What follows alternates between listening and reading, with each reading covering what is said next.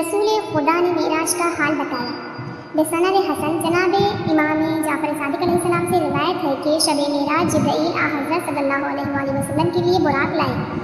हज़रत सवार होकर बैतुल मुक़द्दस तशरीफ़ ले गए, वहाँ अपने भाई और पैगम्बरों से मुलाकात की। पर जब वापस आए अपने असहाब से फरमाया कि मैं आज रात मेराज गया था और बैतुल मुक़द्दस में वारिद हुआ। मेरे इस बयान की सदाकत की दलील ये है कि मैंने इस रास्ते में अबू सुफियान के काफ़िले को देखा जो शाम से वापस आ रहा था और फला मकाम पर ठहरा हुआ था। उनका एक सुर्ख ऊँट गुम हो गया था, उसी की तलाश में वो सरगर्दा थे। वो काफिला तुलुए आफताब के करीब यहाँ पहुँचेगा।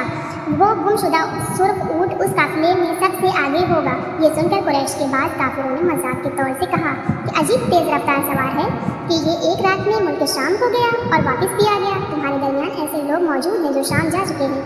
अगर ये शख्स सच बोल कहता है तो बताइए कि बैतुल मुक़द्दस कैसा है, उसकी कंदीलें और सतूनों और शाम के बाजार की कैफियत वगैरह उससे दरियाफ्त करो ताकि उसका झूठ तुम पर जाहिर हो जाए। गर्ज लोगों ने पूछा तो जिब्राइल ने शाम की सूरत हज़रत के सामने कर दी। जो कुछ वो लोग पूछते थे हज़रत उसकी जानिब निगाह फरमाते थे और उनके जवाब दे देते थे, यहाँ तक कि सब कुछ बताया, मगर वो लोग ईमान ना लाए सिवाय चंद लोगों के।